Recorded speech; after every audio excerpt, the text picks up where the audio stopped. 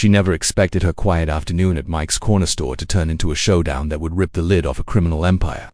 But when 5 members of the infamous Red Dragon's motorcycle gang decided to harass a woman in a wheelchair, they didn't realize they were targeting one of the military's deadliest combat specialists. Alexandra Alex Winters had spent years concealing her true identity, her talents cloaked behind the mask of a disabled veteran. The wheelchair wasn't a rooster-eyed that tore through her convoy in Afghanistan had taken both her legs, but what these bikers couldn't see was the trained killer behind the calm eyes, now operating undercover for the FBI. Embedded deep in a sleepy Montana town to expose a multi-million-dollar weapons trafficking network, they saw vulnerability, a victim to intimidate. But when their leader, Marcus the Snake Wilson, put his hands on her shoulders, everything changed. In 30 seconds, 3 gang members were down, 1 unconscious, and Marcus was frozen with disbelief as Alex aimed his own gun at his chest. What came next would shatter the Red Dragon's dominance, as Alex's fight for justice unraveled the largest weapons ring in the Pacific Northwest. Before we dive deeper into this story, tell us where you're watching from, and hit that subscribe button, because tomorrow, we've got something even bigger coming your way. The evening sun cast long shadows down Main Street in Pine Valley, Montana, as Alex wheeled herself with fluid precision along the cracked sidewalk. Every push of her hands was deliberate, her posture relaxed but alert, the weight of her concealed Sig Sauer resting against her lower back under a loose jacket. 3 years in this chair had taught her how to adapt, how to repurpose military-grade techniques into something lethal from a seated position. The wheels were just another extension of her training. From the cafe doorway, Jenny's cheerful voice rang out, "Alex, your usual." The young cafe owner's smile was warm, one of the rare connections Alex allowed herself in this town. "Thanks, Jenny. Been one of those days," she replied, maneuvering inside and immediately scanning the space exits. Sightlines, potential cover habits she couldn't break. Her phone buzzed on her lap, another secure message from Agent Cooper. It was the 3rd one today. The arms shipment was confirmed, and the Dragons were getting careless. That's why she was here, pretending to be just another damaged soul in a forgotten town. It was the perfect disguise. She took a sip of her coffee just as the cafe door chimed again. In the window's reflection, she saw them, 3 men in leather vests, their Red Dragon's patches stitched bold and unapologetic. Her pulse didn't change. They'd crossed paths before, but today felt different. The tension hit her before. They even spoke. "Well, look who it is." Marcus sneered across the room, the venom in his tone wrapped in fake politeness. "Our local hero." He was flanked by 2 more dragons, spreading out with the discipline of men used to asserting control, and it triggered Alex's instincts. Her wheelchair angled slightly as she adjusted, ready to move if needed. "Evening, Marcus," she said evenly, her tone unreadable. "Coffee's fresh if you want some."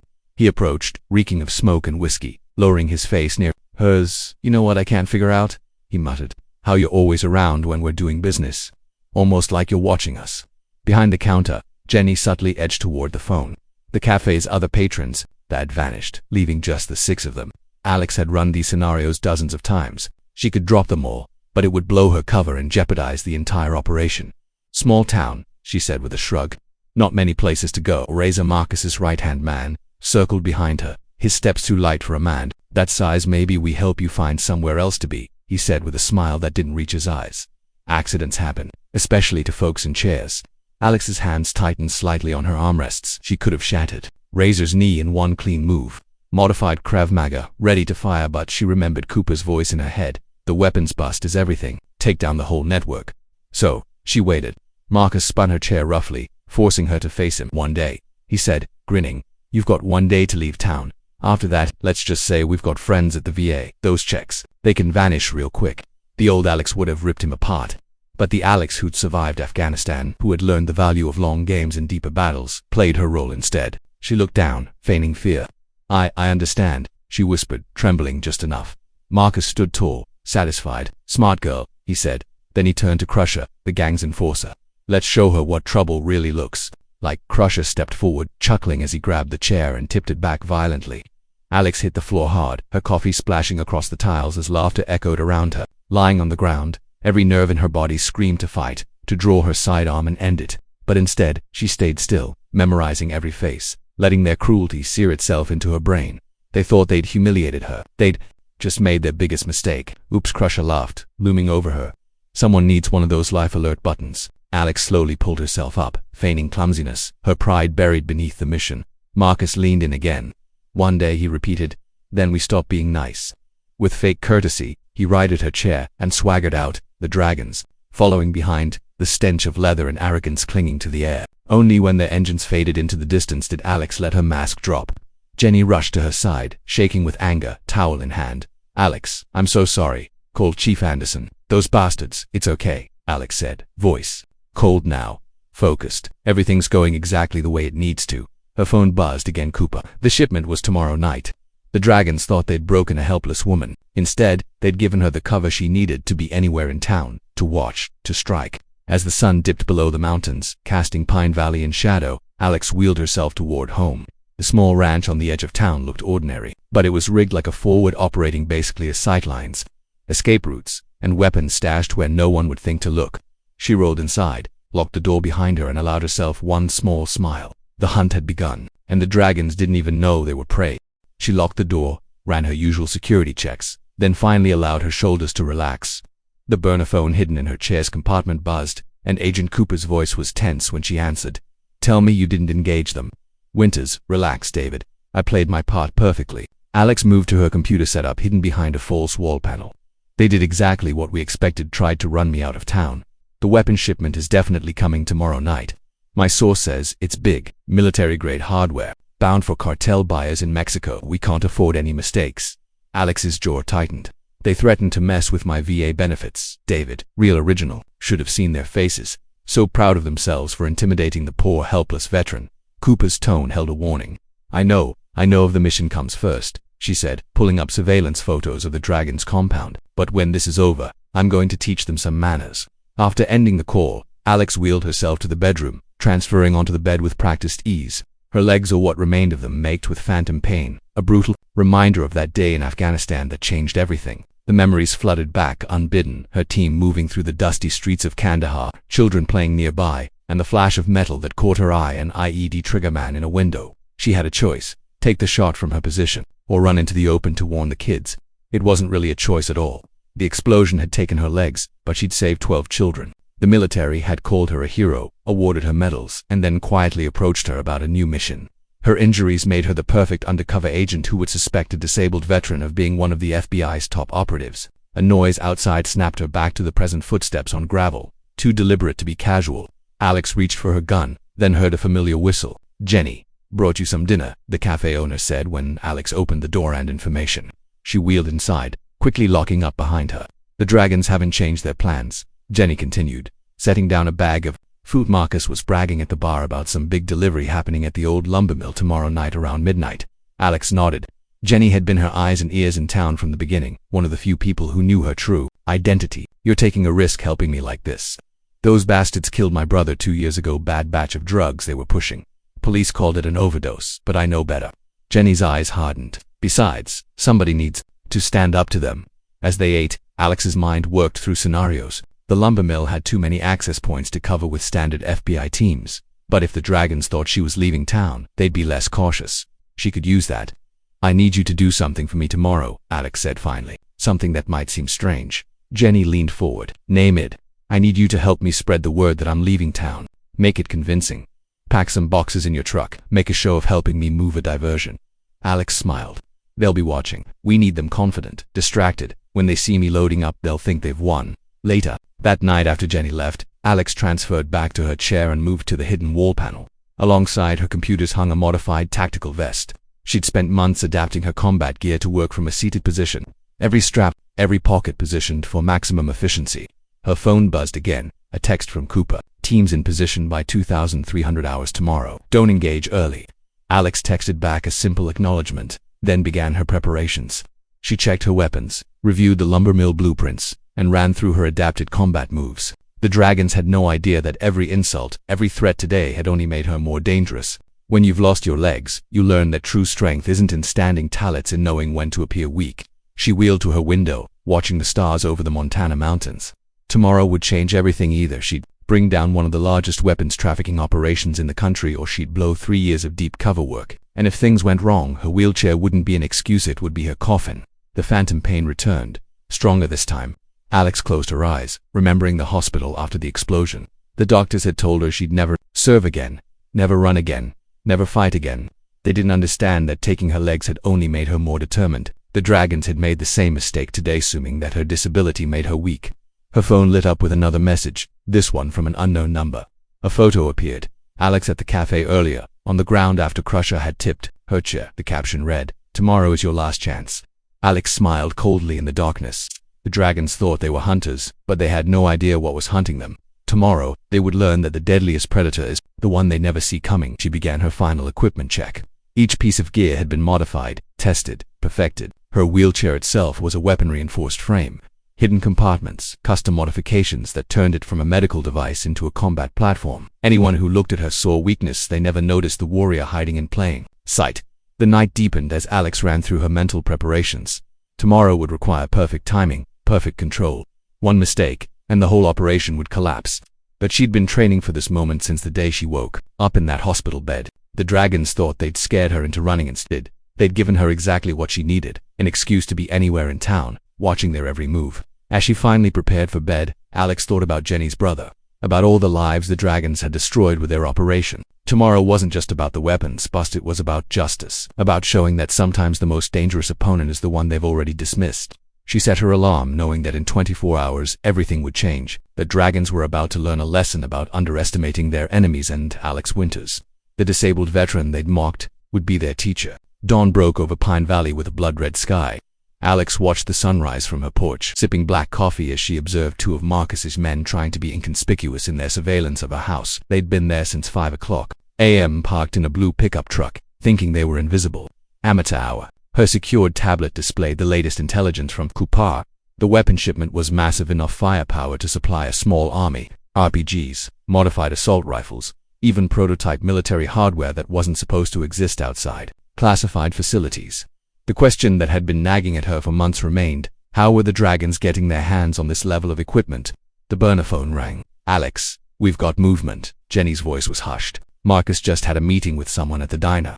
Suit and tie type, definitely not local. They passed something under the table. Description: mid-50s, military bearing, expensive watch.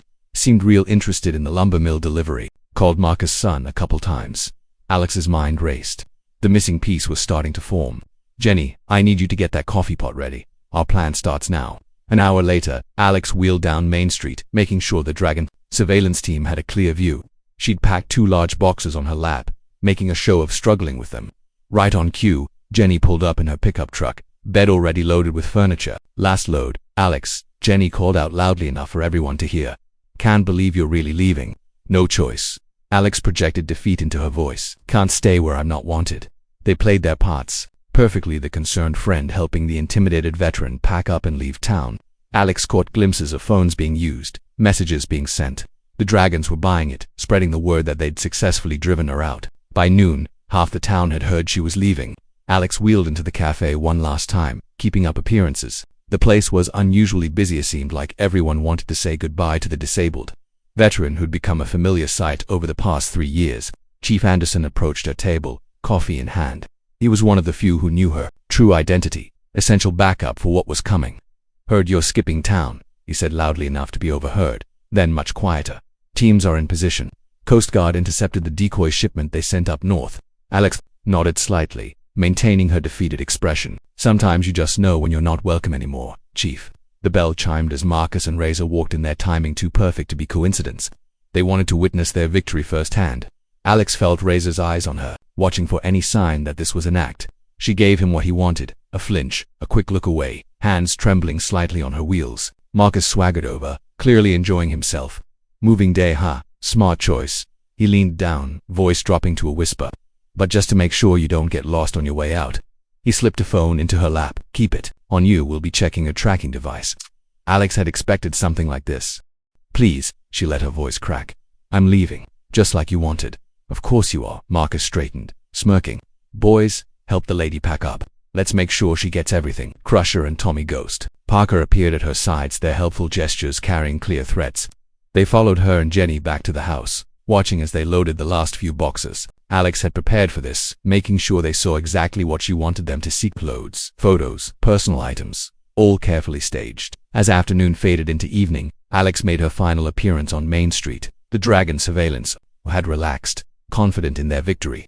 She'd seen Marcus checking the tracking phone twice, watching her dot move exactly as expected. What they didn't know was that the phone was now attached to Jenny's truck, heading north on the highway. Meanwhile, Alex's real operation was about to begin. Back in her house, she activated the hidden panel revealing her tactical gear. The lumber mill security cameras compromised months ago showed increased activity, trucks moving in and out, dragons setting up for the midnight delivery. They were so focused on watching her leave town, they never noticed the careful positioning of FBI teams, the subtle movement of local police into strategic locations. Her secure phone lit up with a message from Cooper. Confirmation on your mystery. Man Robert Sullivan, former Army colonel, dishonorably discharged 3 years ago after an investigation into missing weapons, never prosecuted. The puzzle clicked into place. Sullivan was their source, a bitter ex-military officer with access codes and contacts, using the dragons as his distribution network. His appearance today wasn't an accident. He was overseeing the biggest shipment yet. Alex began her final preparations. The modified tactical vest slid on smoothly, each piece of equipment precisely where she needed it. Her wheelchair, stripped of its civilian disguise, now showed its true nature: reinforced frame, puncture-proof tires, hidden compartments holding enough firepower to take down a small army. The sun was setting as she ran through her mental checklist one last time. The dragons thought she was running scared. Already miles away on the highway north, instead she was about to become their worst nightmare. Her phone buzzed, a message from Marcus to the tracking phone. Keep driving, sweetheart. Don't stop until you hit Canada. Alex smiled in the growing darkness. The dragons had spent all day watching her leave, never realizing they were the ones being watched. In a few hours, their empire would crumble, and they'd learn too late that sometimes the most dangerous predator is the one they've already dismissed. The real operation was about to begin. Darkness settled over the lumber mill like a shroud, as Alex positioned herself in the shadows of an abandoned office building, her wheelchair completely silent on the gravel thanks to its special modifications. Through her night vision scope, she counted 12 dragons patrolling the perimeter, all armed with military-grade weapons. They'd stepped up their security to Knight Sullivan's influence, no doubt. Control, I have eyes on the primary entrance, she whispered into her secure com. Multiple tango, heavy weapons, they're expecting trouble. Cooper's voice crackled in her ear. Sullivan just arrived, black SUV, diplomatic plates. He's not even trying to hide anymore. Alex watched Sullivan emerge from his vehicle, his military bearing obvious even at this distance. He walked like a man who'd never lost his command presence, inspecting the dragons set up with clear disapproval. Marcus trailed behind him, trying to look important. The shipment's late. Sullivan's voice carried clearly through Alex's directional mic. Your people better not have screwed this up, Marcus. The buyers aren't known for their patience. Relax, old man, Marcus replied, lighting a cigarette. Ghost is escorting them in personally. 20 minutes, tops. Alex's mind raced. Ghost wasn't at the mill, which meant the real shipment was coming from a different direction. The convoy they were all watching for was a decoy. Cooper, she whispered, check the back roads near Miller's Creek. Ghost would use the old logging trails. A pause. Damn, you're right. Thermal imaging shows 3 trucks moving through the forest. They're bypassing all our checkpoints. Alex smiled grimly. The dragons weren't completely amateur after all, but their clever route had a fatal flaw. It would force them to cross open ground between the tree line and the mill's loading dock. Perfect. She began moving her wheelchair, absolutely silent as she repositioned. Years of training had taught her to use terrain to her advantage, and her lower profile in the chair actually helped her stay hidden. The dragons were all looking for threats at standing height. Nobody thought to check ground level. A new voice crackled over her com. Agent Winters, this is Team Bravo. We've got movement at the north end rants for SUVs, cartel plates. The buyers, Alex confirmed, right on schedule. Hold position until my mark. Sullivan was getting agitated, checking his watch repeatedly. Where the hell is Ghost? The buyers are here. Patience. Colonel Marcus sneered, emphasizing the rank Sullivan no longer held. Not everything runs on military time. Alex could see the rage flash across Sullivan's face. Interesting, there was tension between them. She filed that away as potentially useful. The first rumble of engines emerged from the Forest Ghost's convoy, right where she'd predicted. 3 black trucks, running dark, using the terrain for cover.